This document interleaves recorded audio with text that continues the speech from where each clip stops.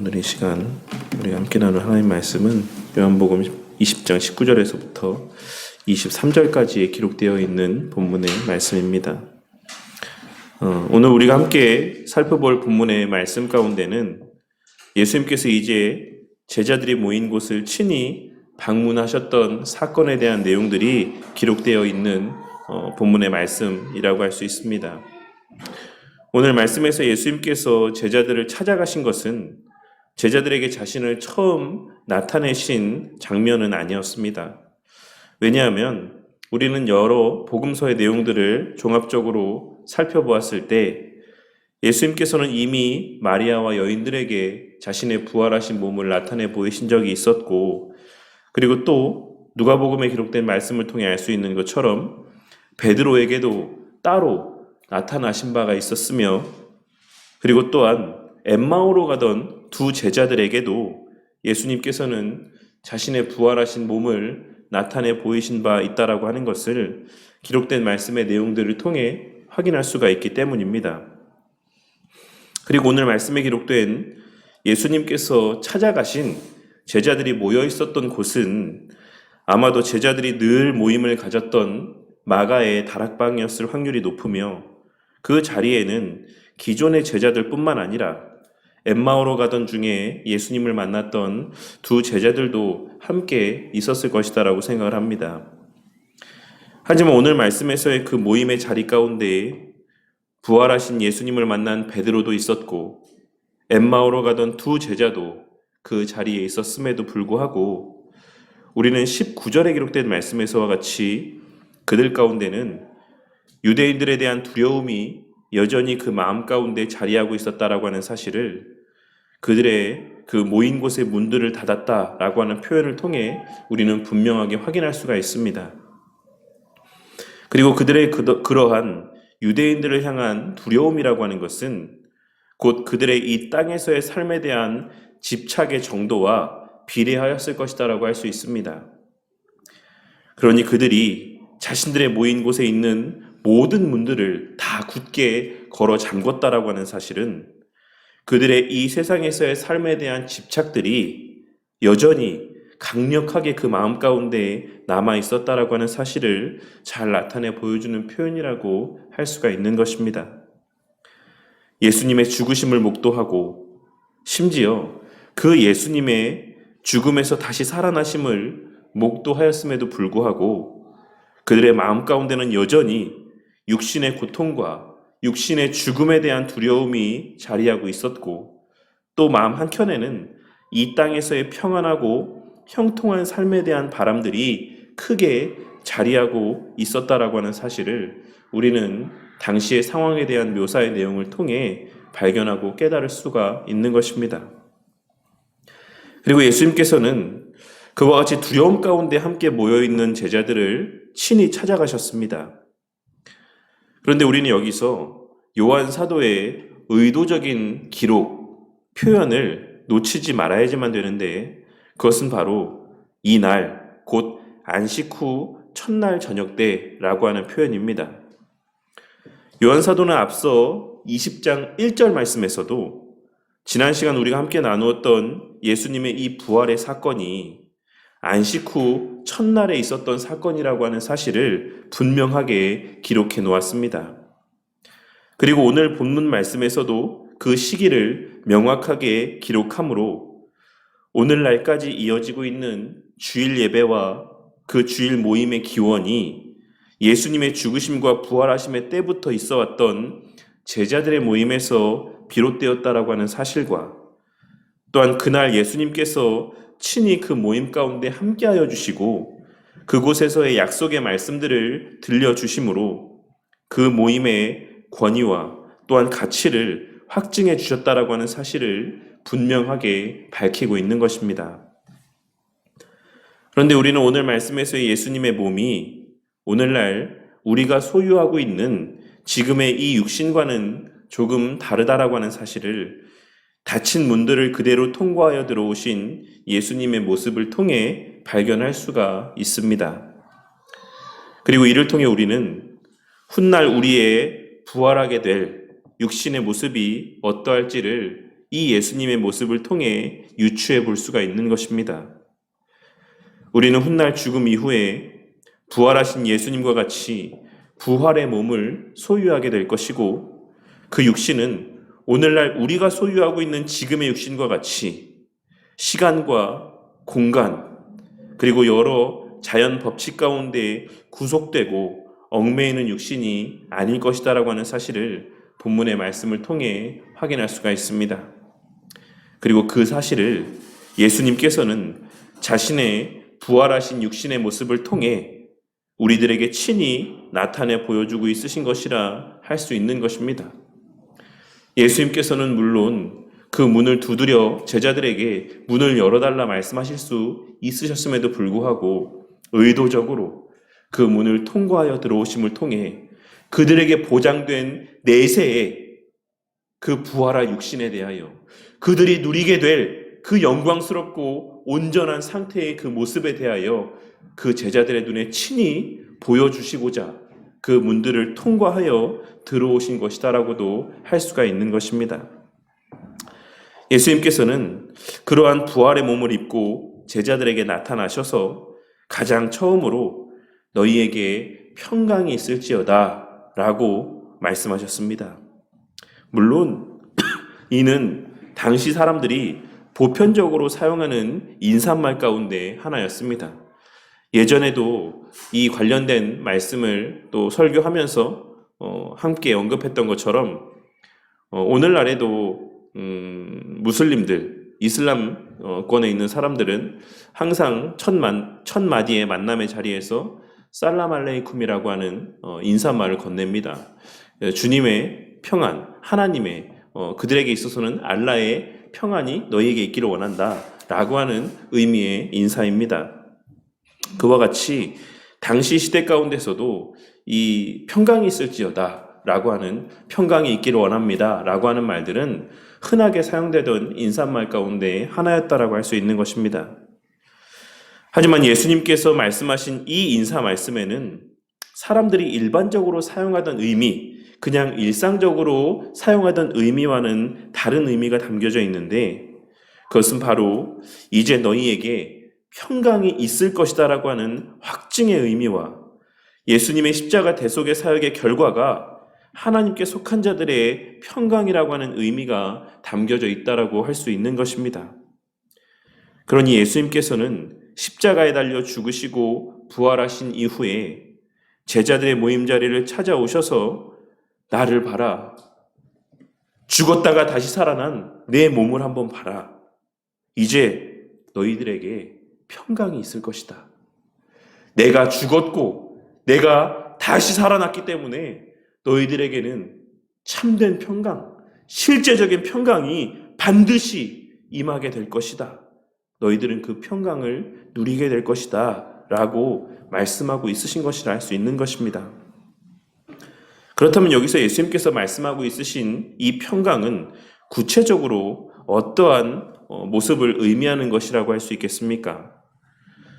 오늘 말씀에서 이 평강이라고 번역된 표현은 우리가 잘 알고 있는 샬롬이라고 하는 히브리어 표현을 헬라어로 번역할 때 사용되었던 표현입니다.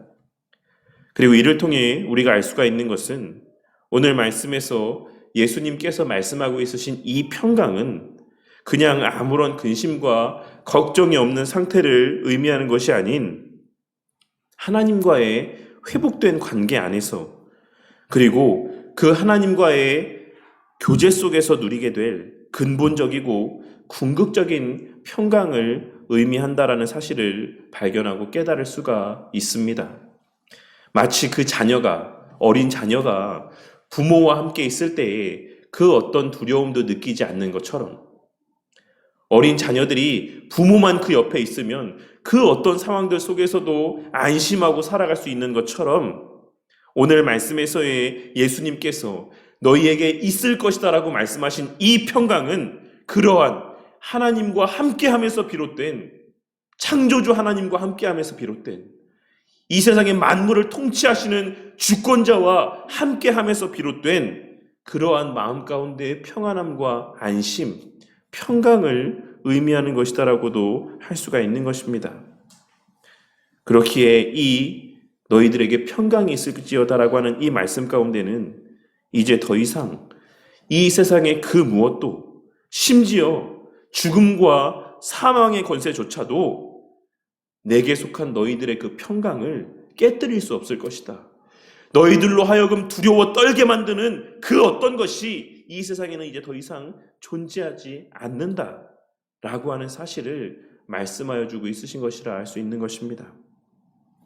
그러니 예수님께서는 의도적으로 유대인들에 대한 두려움 가운데 문들을 다 닫아 놓았던 제자들을 그 닫힌 문을 통과하여 들어가시는 방법으로 그들 앞에 찾아가시고, 또한 자신의 그 손과 옆구리, 그들의 죄 문제를 해결해 주시기 위해, 하나님과 우리 사이의 관계를 회복하여 주시기 위해 찔리신 그 손과 옆구리를 친히 보여주심으로, 봐라, 내가 이제 죽음에서 부활했다. 내가 사망의 권세를 이겼다. 그러니 이제는 두려워하지 마라. 그 유대인들이 너희를 죽일 것에 대하여 두려워하지 마라. 이 세상의 그 어떤 고통에 대하여서도 두려워하지 마라. 너희에게는 이미 평강이 주어졌고, 또한 반드시 그 평강이 누려지고 만끽되어질 것이며, 그 평강은 반드시 완성될 것이다. 너희들의 그 죽음이라고 하는 순간 그 이후에 오히려 역설적이게도 그 평강은 극치로 너희들에게 누려지고 만끽되어질 것이다. 그러니 삶에서의 그 어떤 시간들 속에서도 두려워하지 말고, 심지어 죽음조차도 두려워하지 말아라 라고 말씀하여 주고 있으신 것입니다. 하지만 그 평강은 그냥 절로 임하는 것이 아니다라고 하는 사실 또한 우리는 22절에 기록된 성령을 받으라 라고 하시는 예수님의 말씀을 통해 발견하고 깨달을 수가 있습니다. 그리스도인의 평강이라고 하는 것은 그냥 저절로 임하는 결과가 아닌 성령 하나님의 내주하심의 결과이자, 또한 그 내주하시는 성령 하나님의 말씀을 조명하여 주심의 결과인 것을 우리는 오늘 이 본문에서의 예수님의 말씀을 통해 발견하고 깨달을 수가 있는 것입니다. 그리고 이어서 예수님께서는 오늘날의 이 주일에 모인 제자들을 향하여서 23절에 기록된 말씀에서와 같이 오늘날의 교회를 의미하는 당시 제자들의 그 주일 모임의 자리가 얼마나 귀하고 가치 있는 모임인지를 그 공동체 가운데 허락하신 죄를 사하는 권세를 통해 분명하게 확증하여 주고 있으십니다. 너희들의 이 모임은 그냥 모임이 아니다. 너희들의 이 주일에 모이는 이 모임의 자리는 그냥 일반적인 사람들의 모임이 아니다. 이 모임을 통해 결의된 것을 통하여서 천국의 문이 열리기도 하고 닫히기도 한다. 사람들의 죄가 사여지기도 하고 그렇지 않기도 한다. 너희들이 모여있는 이 모임의 자리는 그와 같은 권세가 있는 자리이자 하나님께서 예비하신 큰 은혜와 능력이 있는 그러한 자리이다 라고 하는 사실을 확증하여 주신 것이다 라고 할 수가 있는 것입니다. 우리는 오늘 말씀을 통해 오늘날 우리가 매 주일마다 모여서 함께 드리는 이 예배와, 또한 우리가 속한 이 교회 공동체에 대한 귀한 가르침과 또한 교훈들을 발견할 수가 있습니다.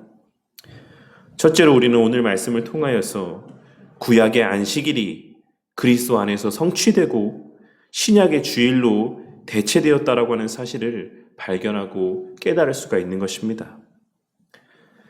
우리가 믿고 신뢰하는 웨스트민스터 신앙고백서 21장 7항에는 다음과 같은 내용들이 기록이 되어 있는데 제가 그 내용을 봉독해 드리도록 하겠습니다.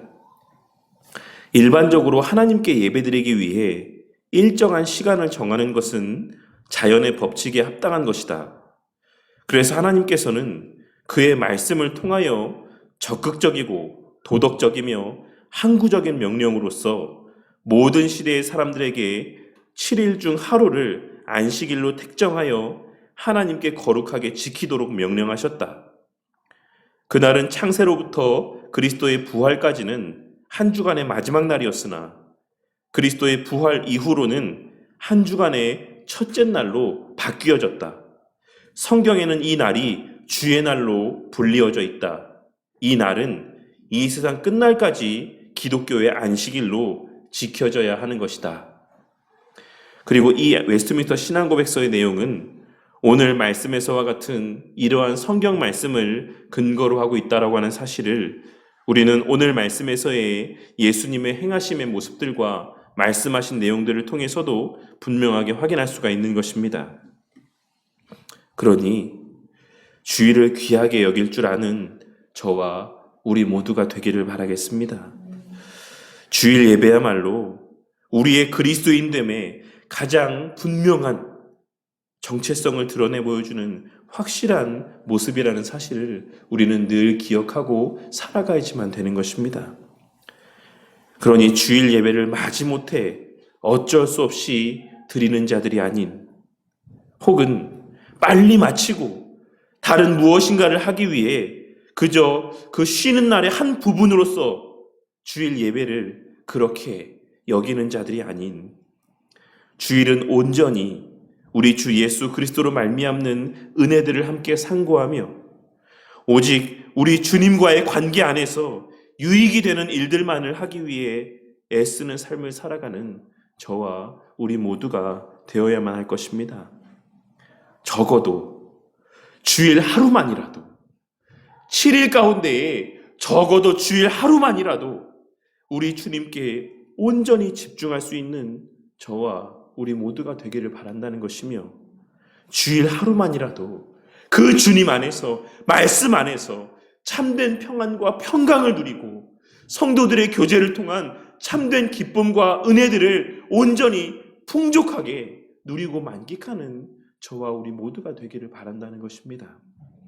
그러할 때에만 우리가 매 그 모든 우리에게 주어진 날들 가운데 맞닥뜨리는 모든 상황들 가운데 그 많은 시험들과 그 많은 힘든 시간들 속에 넘어지지 아니하고 그 시간들 속에서도 우리 그리스도인들로서의 그 정체성을 드러낼 수 있을 것입니다. 그리고 그러한 목적에서, 그러한 재충전의 기회로서, 그러한 회복의 시간들로서 하나님께서는 우리에게 주일이라고 하는 시간들을 예비해 주셨다라고 하는 사실을 우리는 늘 기억하고 그 주일을 온전히 선용할 줄 아는 자들이 되어야만 하는 것입니다. 둘째로 우리는 오늘 말씀에서 주의 몸된 교회와 성도들, 그리고 그 모든 모임의 중심에는 우리 주님으로 말미암는 평강이 자리하고 있어야지만 되고, 또한 그러한 참된 성도의 모임 가운데는 반드시 그 말씀으로 말미암는 평강이 자리하게 될 것이다라고 하는 사실을 발견하고 깨달을 수가 있습니다. 예수님께서는 부활하신 이후에 이번 방문과 또 다음 방문에 이르기까지 총 3번이나 제자들을 향하여 평강을 선포하셨습니다. 그리고 이는 오늘날 우리의 신앙의 여정에 있어 우리가 가장 관심을 기울여야 하는 것이 무엇인가를 생각해 보게 해주는 말씀이라고 생각을 합니다. 오늘날 우리의 예배 가운데 우리가 가장 바라는 것은 무엇입니까? 오늘날 이 시대를 살아가는 수많은 교인들의 그 마음 가운데, 그 기도의 자리 가운데 그들의 마음 가운데 가장 간절히 소망되어지고 하나님 앞에 간절히 간구하는 기도의 제목들은 무엇입니까? 아마도 대부분은 이 세상에서의 삶과 관계된 것이 많을 것이다라고 생각합니다. 하지만 우리는 오늘 말씀을 통해 우리가 이 땅에서의 예배 가운데 가장 바라고 소망해야 되는 것, 그리고 우리가 기도할 때마다 하나님 앞에 가장 크게 우선적으로 간구해야 되는 것은 우리 주님으로 말미암는 평강이라고 하는 사실을 다시 한번 발견하고 깨달을 수 있어야지만 될 것입니다. 우리의 그 본질이 그 주님으로 말미암는 평강에 굳게 뿌리를 내리고 서 있을 때, 우리의 삶이, 우리의 신앙이라고 하는 것이 그 주님으로 말미암는, 주님의 약속으로 말미암는 그 확신 가운데 견고하게 뿌리를 내리고 있을 때, 그제서야 우리는 이 땅에서 그리스도인으로서의 온전한 삶을 살아갈 수가 있을 것입니다. 이 세상에서의 그 무엇도 하나님과 우리 사이의 관계를 끊어놓을 수 없다라고 하는 사실, 그리고 우리 모두에게는 하나님께서 예비하신 부활의 때와 영생의 시간들이 우리에게 예비되어져 있다라고 하는 사실, 그리고 우리가 지난 주일에 함께 나누었던 것처럼 우리의 그 죽음 이후에 우리를 기다리고 있는 삶이라고 하는 것은 그저 몽환적인 우리의 마음 가운데, 생각 가운데만 있는, 상상 가운데만 있는 그러한 어떤 이상적인 삶의 시간들이 아닌 우리가 지금 누리고 살아가는 이 삶과의 연장선상에 있는 너무나도 기다려지는 극치의 기쁨이 있는 그러한 시간들이라고 하는 사실이 우리 마음 가운데 굳건하게 자리하고 있을 때, 그러할 때에만 우리는 이 세상에서의 우리의 처한 환경 가운데 좌지우지 되지 아니하고 우리 눈에 보여지는 그 삶에서의 형편들 가운데 좌지우지 되지 아니하고 그러한 그 어떤 상황들 속에서도 언제나 담대하고 온유하게 잔잔한 바다와 같은 마음으로 이 땅에서의 삶을 살아갈 수 있는 것이다라고 하는 사실을 우리는 오늘 말씀을 통해 깨달을 수 있어야지만 되는 것입니다. 그리고 그렇기에 예수님께서는 제자들을 찾아가시는 그 자리에서마다 너희에게 평강이 있을지어다. 너희에게 평강이 있을지어다. 너희에게 평강이 있을지어다. 내가 약속한 바대로 너희에게 성령을 보내줄 것이다. 내가 약속한 바대로 너희들에게 보혜사 성령 하나님을 보내줄 것이다. 그리고 그때 너희가 이 평강이 무엇인지를 알게 될 것이다.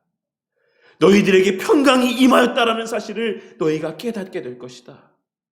예수님께서는 지금 이 말씀을 하고 있으신 것입니다.